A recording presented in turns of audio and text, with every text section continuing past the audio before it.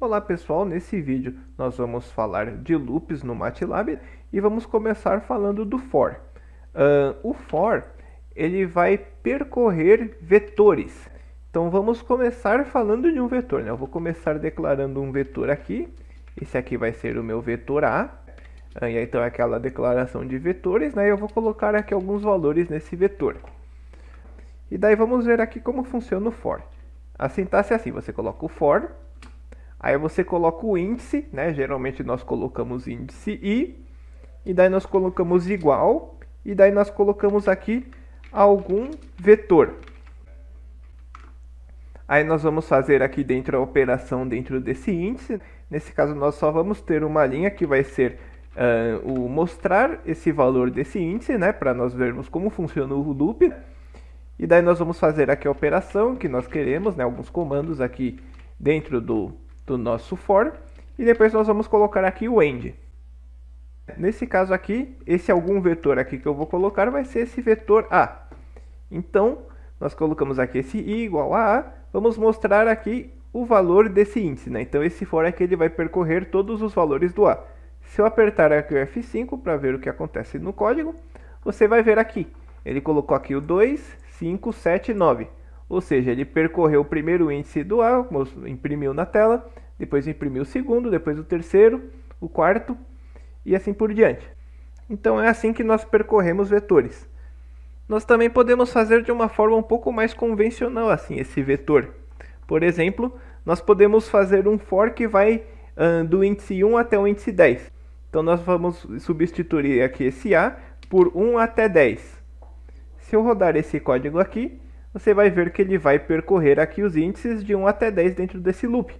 Essa aqui eu acho que é a forma mais comum de nós usarmos vetores em linguagens de programação. Nós estamos fazendo um índice que vai repetir o que está aqui dentro desse código, aqui dentro desse for, 10 vezes.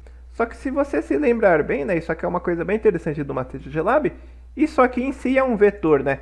Por exemplo, se eu declarar esse vetor aqui no terminal, vou colocar aqui 1 até 10, ele vai mostrar esse vetor aqui, ó. Ele criou um vetor aqui que vai de 1 até 10. Então isso aqui é um vetor também, né? Por isso que eu falei de vetores antes de partir para os loops.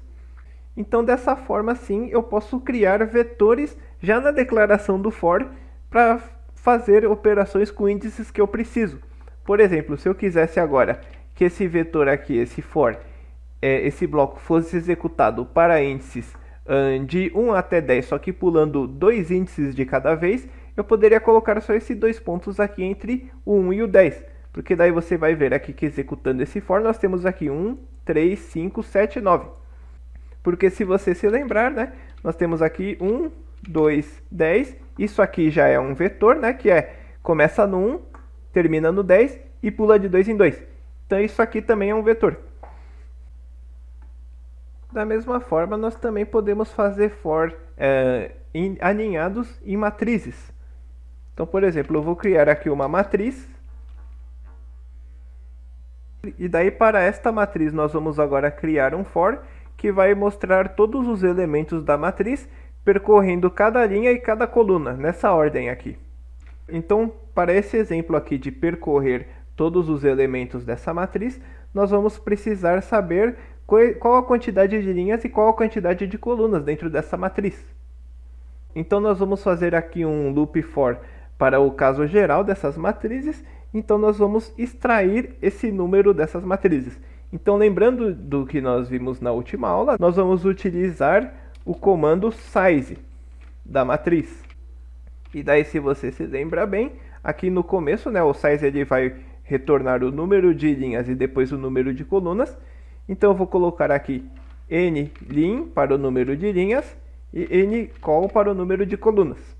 Então se nós executarmos isso aqui sem o for ainda, você vai ver aqui que ele já vai retornar o 3 e o 4. E agora vamos fazer o loop for para percorrer essas linhas e colunas. Então vamos colocar aqui for, aí eu vou chamar esse primeiro índice aqui de i, e ele vai do número 1 até o número de linhas. Ou seja, nós estamos criando um vetor que vai do 1 até o 3 nesse caso. Aí aqui eu já vou até colocar o end aqui no final para ficar correta a sintaxe.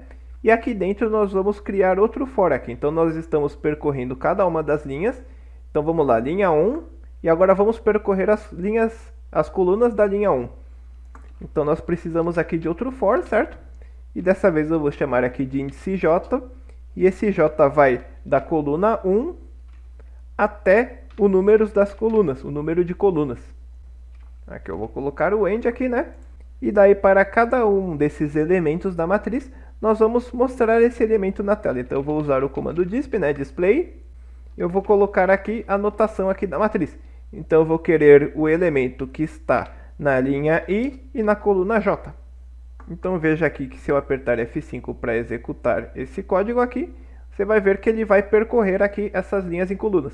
Então ele vai para a primeira linha, então linha aqui, essa linha aqui, e daí ele vai coluna 1 mostra, coluna 2 mostra, coluna 3 mostra, aqui dentro desse for, e depois que ele terminar aqui, ele volta aqui para esse segundo bloco que é para outra linha.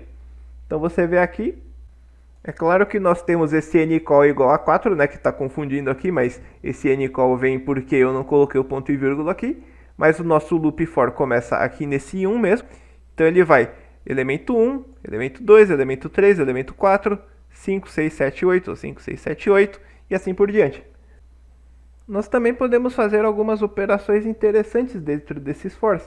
Por exemplo, nós podemos fazer um loop for que vai decrementando. Então eu vou escrever aqui, por exemplo, for, aí vamos colocar i igual a... Aí vamos dessa vez começar no 10, vamos decrementar de menos 1 e vamos terminar no 0. Então veja esse vetor. O que o MATLAB vai fazer para criar esse vetor? Ele vai começar com 10, vai ser o primeiro elemento, aí ele vai subtrair 1 e esse aí vai ser o segundo elemento. Quando chegar no 0 ele vai parar. Então se eu até copiar isso aqui e colocar aqui no terminal, você vê que o vetor fica assim. É claro que se eu colocasse aqui, por exemplo, em 1, né, então ele vai começar com 10, vai avançar 1 e vai ficar com 11. E daí ele vai continuar fazendo isso, né? Depois ele vai para 12, 13, 14 até ele chegar no 0. Ou seja, ele não vai chegar no 0 nunca, né? Então ele vai até vai dar um erro aqui, né?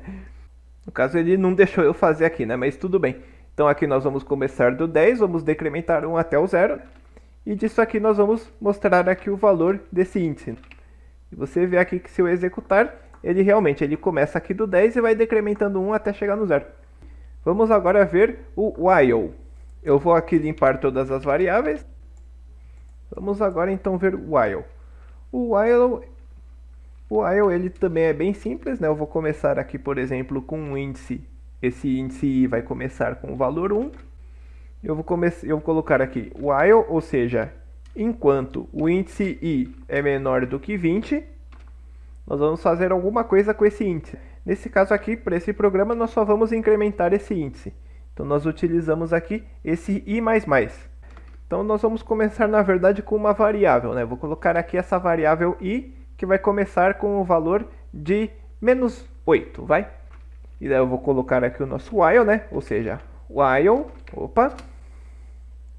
Então, enquanto o i for menor do que 20, aí nós vamos fazer alguma coisa aqui dentro. Nesse caso aqui, nós vamos apenas incrementar esse índice i até ele chegar no 20, mas poderia ter qualquer outra lógica aqui dentro. Então nós vamos colocar aqui, enquanto o i for menor do que 20, nós vamos colocar i igual a i mais 1. Isso aqui é uma coisa um pouquinho chata do MATLAB, que ele não tem aquele operador lá de incrementar que nem tem em outras linguagens. Por exemplo, não tem o i++, né? Nós temos que, para incrementar, fazer i igual a i mais 1. Mas tudo bem, nós vamos incrementar o índice e nós vamos mostrar o índice na tela incrementado. Então, na verdade, ele já vai até começar mostrando o menos 7, né? Que ele vai começar aqui com menos 8, ele vai ver aqui, menos 8 é menor do que 20, então ele vai incrementar 1, vai ficar menos 7 e vai mostrar o menos 7. Aí depois ele vai para o menos 6, menos 5 e assim por diante até chegar no final do while. Então nós vamos terminar aqui de novo com o end, nosso while. E se eu rodar esse código, você vê aqui que ele está funcionando normalmente, né? Ele começa aqui menos 7, menos 6, menos 5, menos 4, 0, até o 20. E daí nesse 20 aqui ele saiu do while. Por fim, né, eu só vou mostrar mais um comando aqui que é importante para esses loops, que é o comando break. O break ele faz você sair do loop quando acontece alguma condição. Então vamos colocar aqui, por exemplo, um break nesse nosso while. Então vamos colocar aqui, se acontecer do nosso índice i ficar igual Então vamos colocar aqui, se acontecer do nosso índice i ficar igual a 5, né, dentro desse loop assim, se em algum momento isso acontecer, no caso nós temos certeza que vai acontecer, mas se acontecer isso aqui, nós vamos dar um break, nós vamos sair do loop. E aqui eu vou terminar aqui o meu if. Então vou colocar aqui até, na verdade eu vou até colocar antes de sair do loop, eu vou colocar aqui um display aqui, né? Vamos colocar disp aconteceu de chegar nos 5. Então ele vai fazer o que? Ele vai fazer esse loop aqui, ele vai começar do menos 8, vai incrementando e ele vai incrementar até chegar no 20. Só que aí, se acontecer dele chegar aqui no 5, ele vai dar esse break aqui, ele vai sair do loop. Então vamos rodar de novo esse código, depois e você vai ver aqui que ele só chegou até o 5 mesmo e saiu, deu o break do loop. E da mesma forma aqui nós podemos utilizar o break dentro do nosso for. Então esse break aqui vai fazer o nosso programa sair de dentro do for. Então aqui nós começamos o for indo de 1 até 100, nós vamos mostrar esses números, só que se ele chegar no 5, que nós temos certeza que vai acontecer, ele vai quebrar o loop, ele vai sair do loop. Então se eu executar esse programa, você vai ver que ele vai mesmo do 1 até o 5 mesmo. Mas então é isso por esse vídeo, né? Até agora o MATLAB ele parece com qualquer outra linguagem de programação, na verdade. Eu só queria passar mais a sintaxe para vocês. Mas agora a partir do próximo vídeo vai ficar interessante de verdade, porque nós vamos começar a fazer gráficos, que é uma coisa mais do MATLAB mesmo. Então até mais!